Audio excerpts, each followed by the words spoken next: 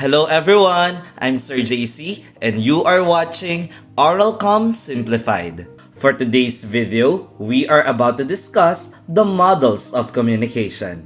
Let's define the term models. Models are structures or framework that gives a form to a something. In our course, mahahati natin ang mga uri ng models of communication sa tatlong categories. First, linear models. These are models that showcase one-way communication process only. Second, interactive models. These are models that showcase two-way communication process. Third, transactional model. These are models that showcase two-way communication and anchors continuous event of communication. Now, let's talk about the different types of communication models. Aristotle's model of communication. Aristotle, a teacher of rhetoric, and a founder of an academy that produced good speakers. Aristotle's model of communication is one of the earliest recorded communication model. He called the study of communication as rhetoric. Sa pangunawa ni Aristotle, ang communication ay rhetoric o isang verbal activity lamang. That's why his model is more focused on public speaking than interpersonal communication. It has three main elements: the speaker, message, and audience. Ine-ensure niya lamang na dapat ang speaker ay makapaglatag ng impormasyon sa audience ng maayos. Bukod pa dito, hindi ito nagre-require ng response at reply from the audience. Moreover, prior to facing the audience, the speaker must prepare his speech and analyze the audience in order to influence and persuade them properly. Overall, Aristotle's model of communication is linear. Lasswell's model of communication. Harold Dwight Lasswell is a political scientist. He introduced solely the concept of channel and effect. Lasswell offers a wider definition of the channel by including mass media. Naniniwala si Lasswell na bukod sa rhetorical or verbal activities tulad ng public speaking, mayroon pang ibang methods ang communication such as indirect channel. Examples are written words or correspondence. He also expands the concept of effect in the process of communication in general. He expands the function of convincing and influencing from Aristotle at dinagdagan niya pa ito ng informing, entertaining, irritating, motivating, and etc. The point in Lasswell's idea is that there must be an effect if communication takes place. Otherwise, communication breakdown happens. Originally, one-way lang ang communication model ni Lasswell, kaya ito ay linear. Pero later on, there are experts who revised this at ginawang interactive. Claude Shannon and Warren Weaver's model of communication. They introduced the concept of noise, and their model of communication is also known as the telephone model. Pagkaraan ng isang taon, pagkatapos ma-introduce ni Lasswell ang kanyang sariling communication model, naglabas sina Shannon and Weaver ng kanilang sariling communication model. Silang dalawa ay American mathematicians who produced a new mathematical theory regarding conversation in 1949. Ang kanilang model ay base sa paggamit ng telepono noong 1940, wherein the message through the telephone call was hindered by noise. The sender's messages converted into signal waves or binary data which is compactable to transmit the messages through cables or satellites. For example, in the telephone, the voice is converted into wave signals and it transmits through cables. In the interest of good communication, we need to work to hold semantic noise to the lowest level possible. According to Claude Shannon and Warren Weaver, the messages may be disrupted or affected by these kinds of noise. First, physical noise.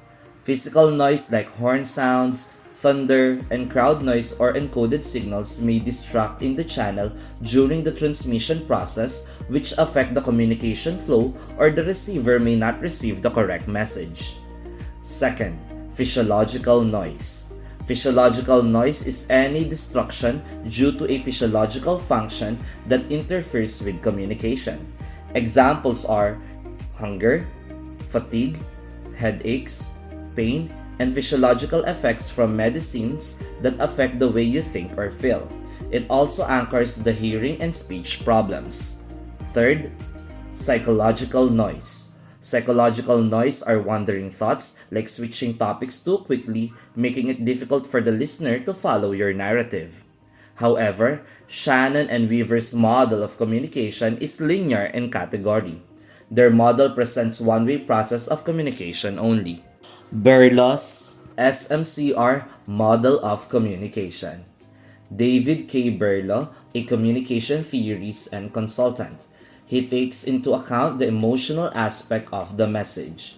He also followed the SMCR model, which means source, message, channel, and receiver. David Berlo mainly emphasized the fact that communication is a process and that meanings are in people, not in words. Kaya dapat alam at nauunawaan ng sender at ng receiver ang kanilang emotional aspect habang sila ay nagko-communicate. Moreover, he referred channel as 5 sense organs, which are hearing, seeing, touching, smelling, and tasting. These 5 senses help human beings to communicate with one another. It also anchors the medium or method on how the message will be conveyed. According to David Berlo, the source and receiver must be knowledgeable about the topic he or she are communicating, literate, and have the audience's familiarity with it. In communicating, the social system must be considered such as the culture of the audience. Binigyang emphasis ni Berlo ang requirements ng parehong sender at receiver bilang participants ng communication. Dapat pareho silang may maayos na communication skills, attitude, knowledge, and social and cultural awareness. Kapag parehong pinoposes ito ng sender at receiver, magkakaroon ng maayos na communication process. On the other hand, Berlo's SMCR model is linear since it anchors one-way communication process only. Schramm's model of communication. Wilbur Schramm, the well-known communication theorist, also known as the father of mass communication, introduced the idea of common fields of experience and the importance of feedbacking. In Schramm's model, he notes, as did Aristotle, that communication always requires 3 elements: the source, the message, and the audience or destination. But he asserts that both sender and receiver should have the same field of experience. Schramm highlighted that for the understanding to take place between the source and the destination, they must have something in common. Therefore, communication can take place if and only if there is an overlap between the field of experience of the participants of the communication process. It means that the sender and the receiver must have commonalities. Lastly, he sees feedbacking as an effective means to solve the disturbance problem. Feedbacking such as reply, comments, reaction, and etc. Therefore, Schramm's model of communication is interactive since he introduced the idea of feedbacking. Helical model of communication. The helical model of communication was developed by Frank Dance in 1967. He thought of the communication similar to helix. Helix is a smooth curve like a spring that goes upwards and downwards. His model presents the concept of time where continuousness of communication occurs. Communication progresses as an individual gets older and his experience and vocabulary increases as well. With that, the helical model is transactional since the communication occurs continuously and it gets more complex. Everyday talk and interactions with your family and friends are examples of transactional model of communication. And that's it for today's video about the models of communication. I hope you learned a lot. See you in our next video.